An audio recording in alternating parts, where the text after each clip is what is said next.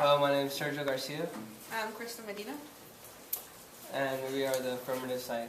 Although there has been times where it's been necessary for the U.S. to be involved in foreign affairs, it's not necessary right now. We should be more focused in problems that deal with issues that affect this country, and we should be focusing on that and not in foreign affairs. Hello, I'm Jose Gonzalez. And I'm Bianca Miner. And We are the opposition side of the story. Okay, so we must advise the tactics of nonviolence, but be able to back it up if necessary. If the United States was not the enforcer or the brotherly figure, the whole country would be in complete chaos. Yeah. Maybe China or Russia would be able to take our spot as that high leader, but it's mainly we're up there. No one can really compete with us.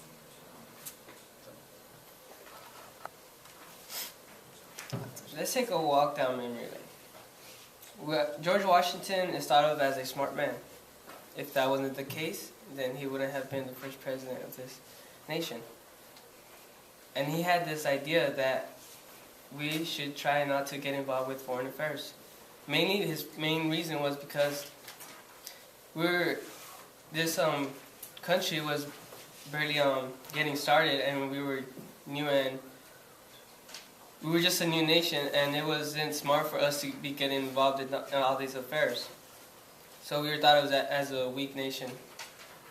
And now, even though that we're huge and it's a huge nation, and we've gone a long way, thinking to the national debt, which is by the end of this fiscal year in 2015, the total government debt in the U.S.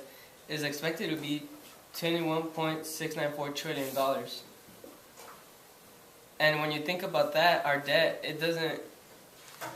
you can't think of our nation as being strong and being capable of dealing with all these other foreign affairs when we have this big issue, this big bully, which is national debt, that's just haunting us, and we need to take care of that issue first instead of helping other nations.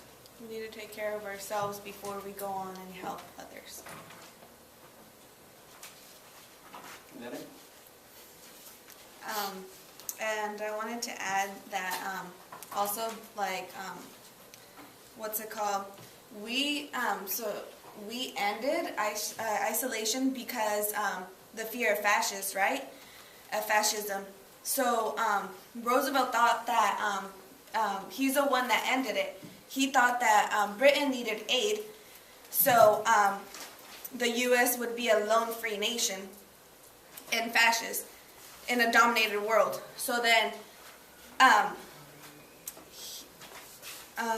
since Britain was the only one fighting against Germany, he thought that they needed aid. So when they were dropping bombs and they were at war over there, he realized that they had the same views as them.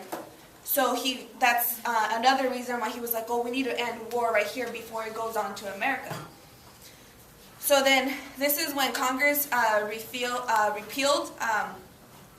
the Neutrality Act, and that's what ended neutrality. So then the U.S. began selling weapons to Britain, and they began to cash and carry to avoid the attack in America, right? And that still wasn't enough. So then he devised a Lend-Lease, and it allowed Britain to borrow billions of dollars. So then that just goes to show that that's just like a bunch of waste of money.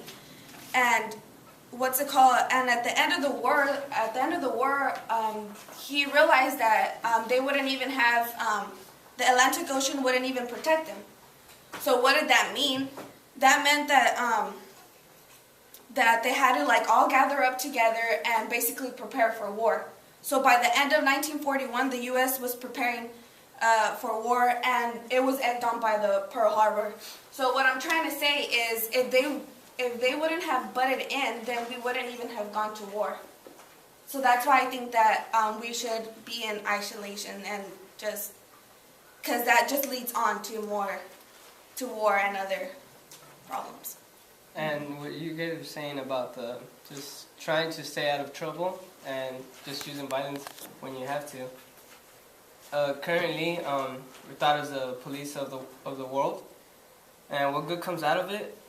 I'm gonna tell you guys this: not much, because countries become too dependent on the U.S. to be their big brother. These small countries think of the U.S. as if, oh, we're in trouble, we're going to call them to help us out. So what that does is, it takes away the initiative for these small countries to start up their own, to have a stable army, which really does us no good, because we're over here having to protect all these other countries when they're not doing anything to get stronger, which us being the dog watch, and just takes away the incentive for other countries to be stronger, and that does us no good, because they don't get stronger to be able to protect themselves, and we're over here dealing with their problems when we should be focused on our own. So let me remind you, first of all, that everything in this world comes because of the help of others. You know, we came into this world, somebody had to help your mom push you out, you know, you had a doctor, and it all counts as teamwork. You know, we're based off of teamwork in this world. And you guys, well, we talk about isolation, but even we don't have all the resources that we need in order to keep ourselves fundamentally and economically stabilized. You know, we need to borrow. We need to get other resources from other people, and that's only because U.S. itself is not stable with all the resources it has. We're in debt, and it may cause problems here, but if we were to isolate ourselves and take away from foreign policy, we are China's biggest buyer. In China itself, we owe the biggest debt to them. In China, because we are still buying from them, China has refused to collect our debt, because they know that we are still buying from them. And if we were just to pull out, then they would be like, all right, well, then pay up. And so that would cause economic chaos in America, everywhere in America. You know, our dollar might not even be worth nothing. Our $100 bill might be worth less than a penny. And it leads, there's a lot of great things that come out of foreign policy. There's some negative stuff. Yes, obviously people do sometimes get killed, and that's because they try to invade other people, and we have to go and be the big brother of them, because that other people can't help themselves, you know. Sometimes we are known as a police state, and we are known to go out and do bad stuff, but there's a lot of the good stuff that comes out of it, you know. We buy from other countries, we help other countries, and if those other countries are like students and other people are like bullies, we have to be the teachers that go and separate them, you know, and help those other people. Also, like, if we weren't involved in other foreign, like, affairs, we would not have a united nation and all the countries coming together to solve, like, worldwide problems. And so that would be, like, a bad conflict if we didn't have that, because that's one of the biggest, like, things we need throughout the whole country and everywhere else. And also, if we did not get involved in foreign affairs, there would be worldwide problems, and if we were isolated, then we wouldn't have any say in what else would go on, and I feel like that would hurt us more than pretty much anything. And so also, like, if we didn't get ourselves, like, in trading with, like, China and us, like, we're the two biggest, and we get a lot of our clothes from, like, there and, like, other countries. Like, we don't wear a lot of U.S. things. Maybe, like, the First Lady, I saw a couple of things, like, that's all she wears, but, like, we buy and trade a lot from other countries, and that's a big supplier of what we wear and what we even use, like, in today's, like, lives, like, school stuff or, like, pretty much anything. Where would isolation take us? Even nowadays, some of us live in the Grand, others live in Canada, and we have to go out to other places. We have to travel from here to Modesto or from here to Turlock just to go to get things we need, because we, in that little small area, and this is talking about, if we had to compare the U.S. into a small little area, people would want to get out, you know, they need to get out, not because they want to, but because they need to go buy things from other people. And in return, we sometimes get into problems, and those problems may lead to sometimes better agreements amongst others, because such as like the Berlin Wall, you know, we helped Berlin when Soviets were cutting them off, and we went in there and we sent humanitarian aid. We sent food, we sent resources to the people that were being isolated. And in return, if we hadn't gotten involved in those foreign affairs, the millions of people that were being isolated by that Berlin Wall, they would have died. And so it helps. We do help a lot. And we may not see the change here because we're not fighting the war here, we're fighting the war there. And we have a lot of military bases everywhere, and that's all because those little small countries that can't defend themselves against the big bullies, we have to go in there and we have to help. Such as when ISIS was killing millions of people and they're trying to cause wars in the Middle East, we had to go and we had to step up and we had to do airstrikes and drop bombs and push towards Syria to try to push those people out of there, because the millions of people that would have died there, we had to kill thousands of other radicals to save the lives of the millions. And that's one thing that we have to keep doing nowadays, you feel me? And it's how do I say it? It's a good thing that we are the police state, because other countries wouldn't be able to defend themselves. It's like you scratch our back, we scratch yours. And we need each other as teamwork, and we're there to help, one another. So. I want to say, Bianca said that we get a lot of our clothes from China and we get a lot of the stuff from over there.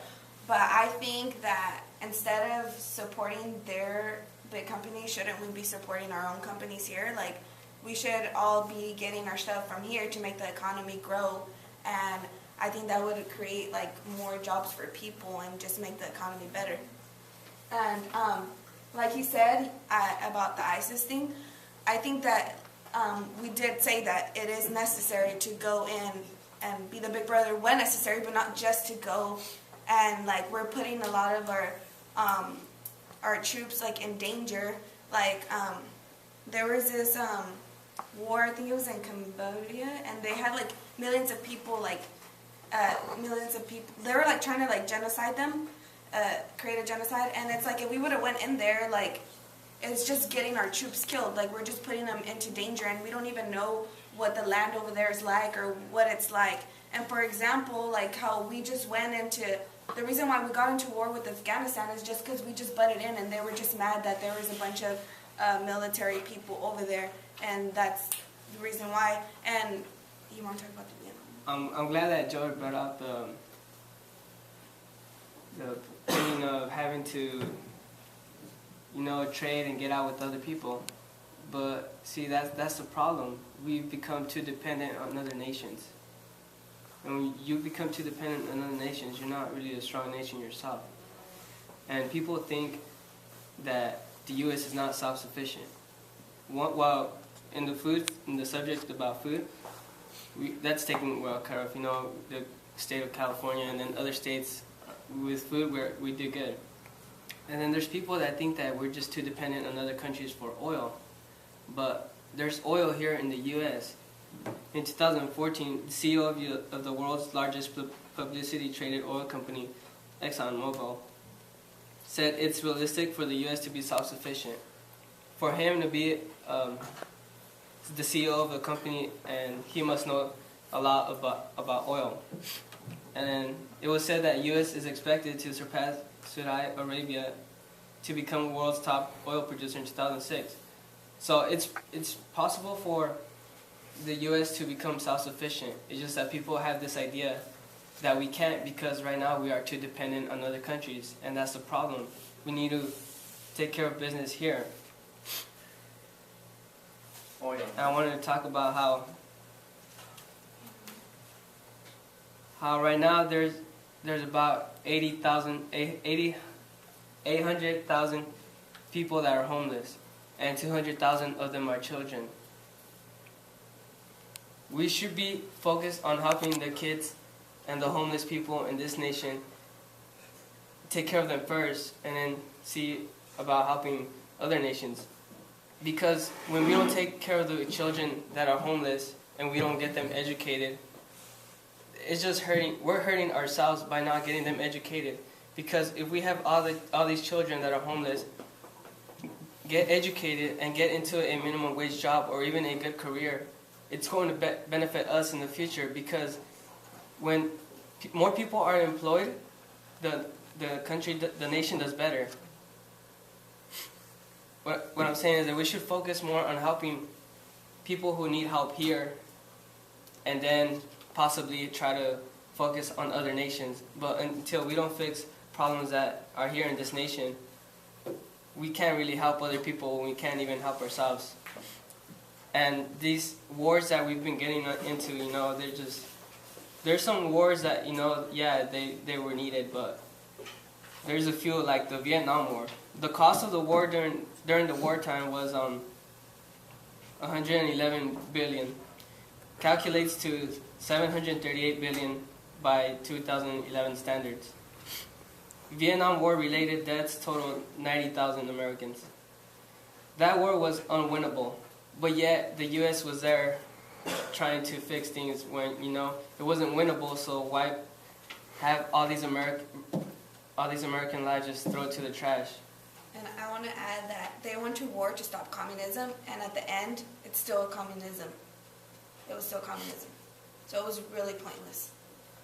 Robert Kennedy stated that invasion of Vietnam and the continued U.S. support would only lead to extended slaughter of civilians.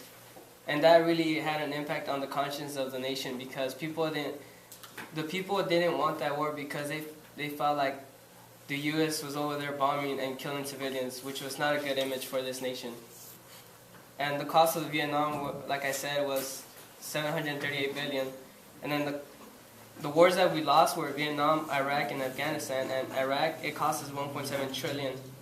And then additional 490 billion in benefits owed to war veterans, expenses that can grow to more than 6 billion. And then Afghanistan, nearly 1 trillion, and will require spending several hundred billions after it ends.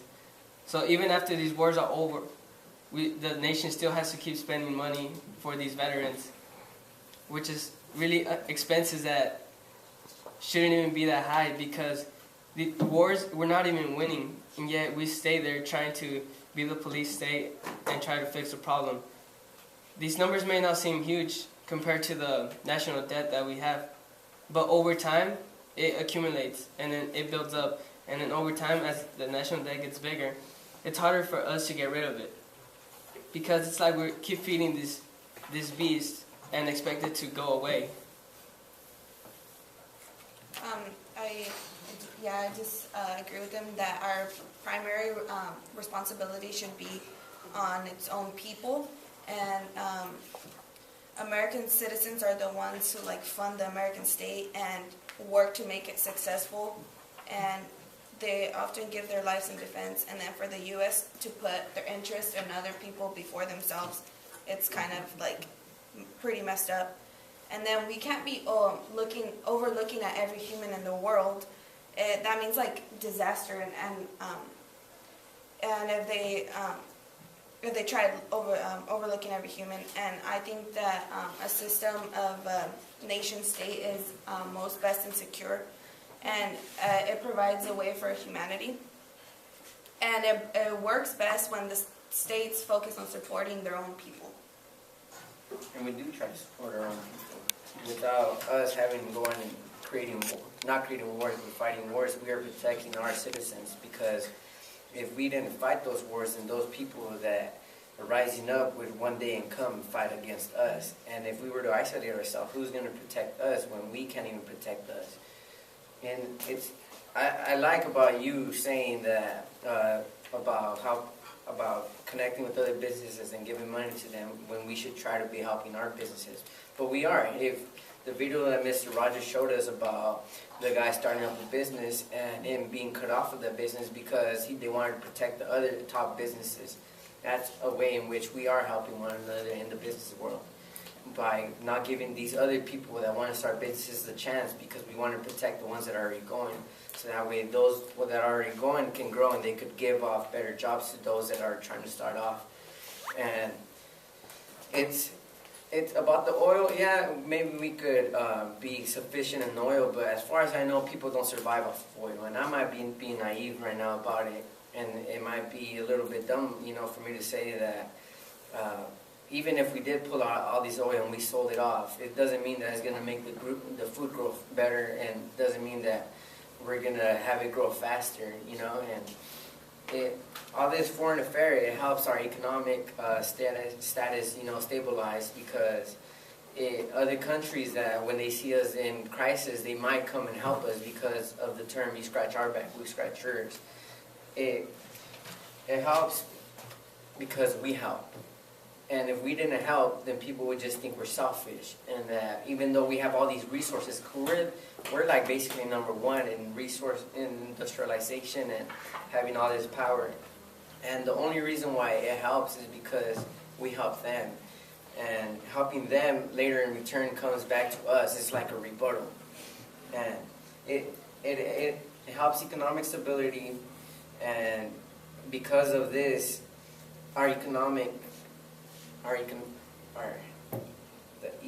the economy that we have nowadays isn't the greatest, yet it isn't the worst. If we can take it back to the Great Depression, if we hadn't gone into World War II, we would have never gotten out of that Great Depression, because all the jobs that people took off, and because the men took off, it helped rise up economic status.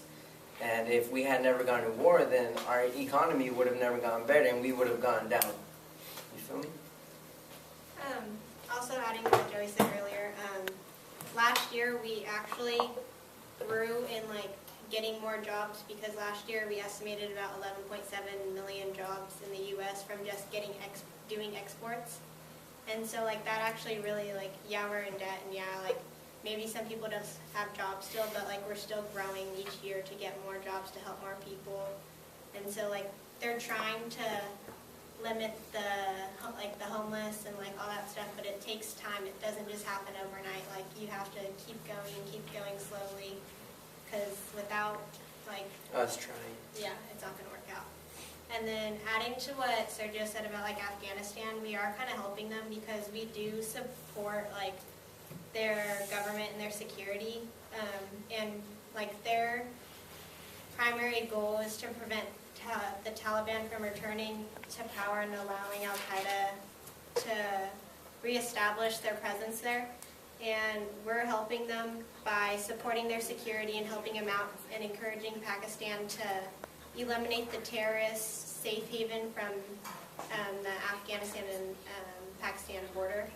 So we are getting involved in helping like different areas and different countries out.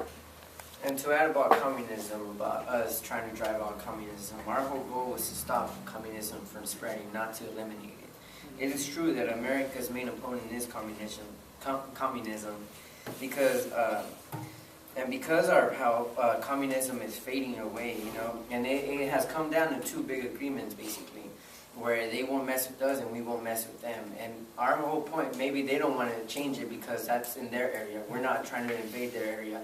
They're doing their communism because that's how they run their government. But our whole point was to stop it from spreading into these other countries that couldn't help themselves, because if communism were to spread it, it would have took over all these other small countries and these small countries without our aid would have never been able to fight it off.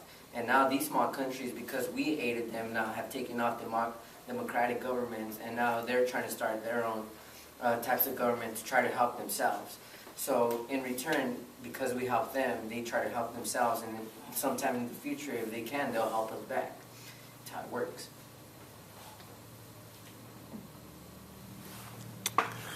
Did anyone out in the audience have a question they wanted to pose to either side here?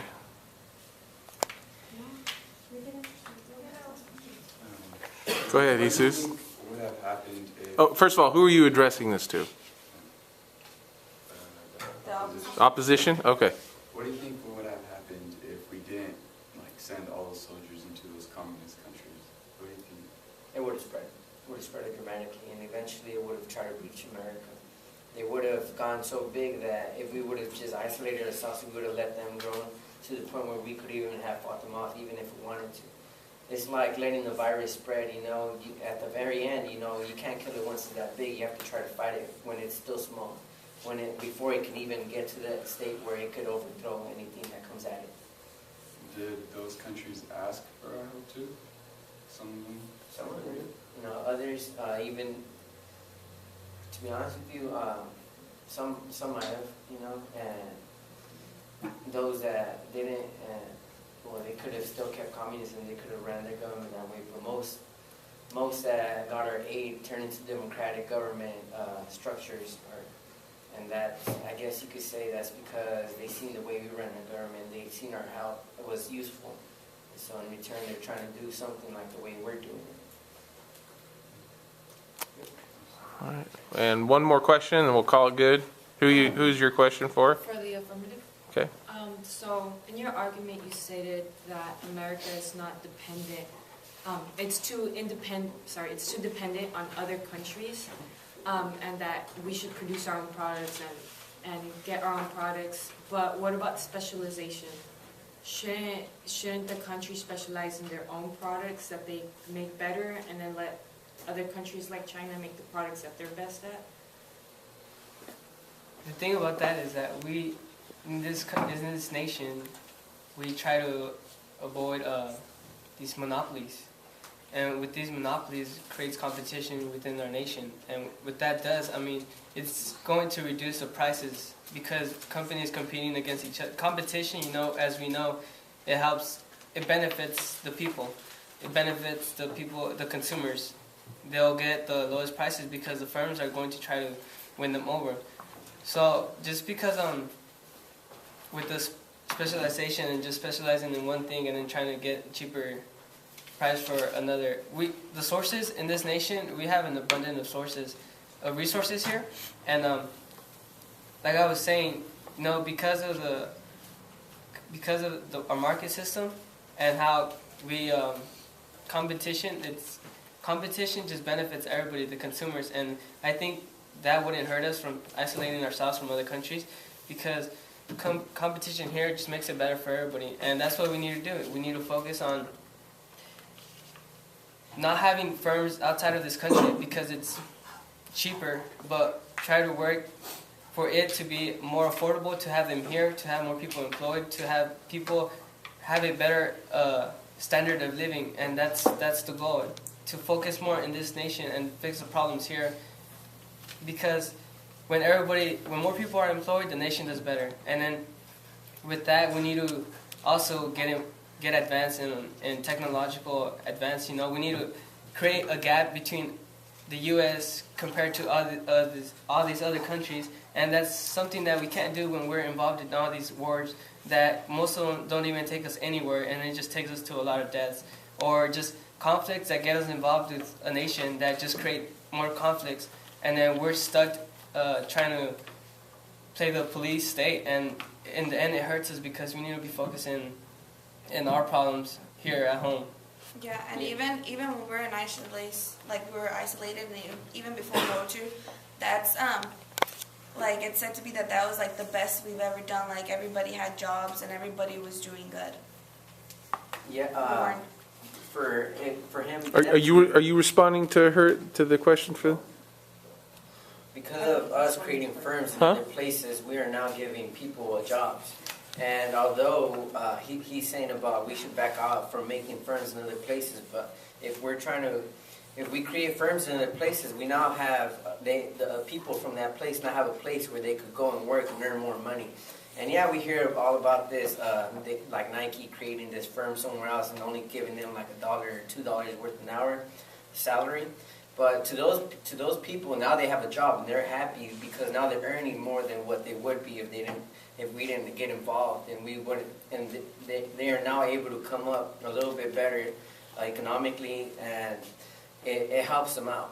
So just to be equitable, because Jesus had posed a question over here, and Joey went ahead and responded here. I want to give you an opportunity if you wanted to respond to Jesus's question. What was your question again, Jesus?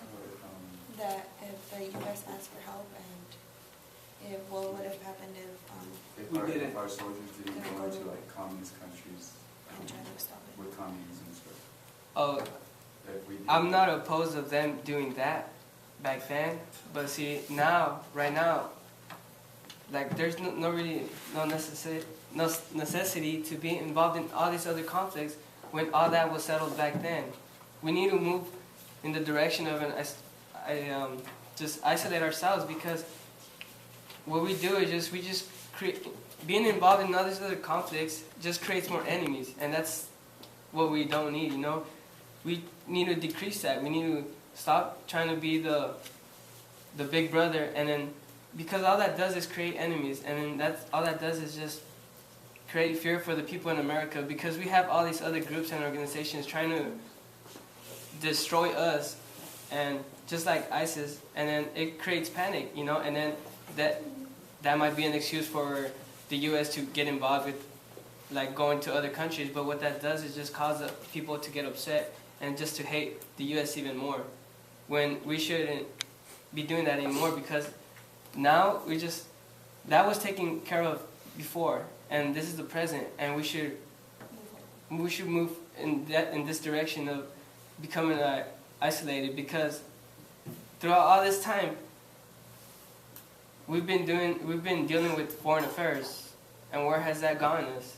I mean, our federal budget keeps increasing a lot, and you know, it just keeps doubling, and it's an enormous amount, and it's something that we should take care of right now, instead of, you know, keep going how we are right now, and then, because how we're doing it right now, the national debt keeps increasing, and you know, we need change, and that's the change that we'll need. We need to focus on problems, the issues here, and I feel that once we get taken care of the national debt, it's when things will start when it will start going better for the people in this nation. Okay, let's give them both a hand, if you would. Thank you.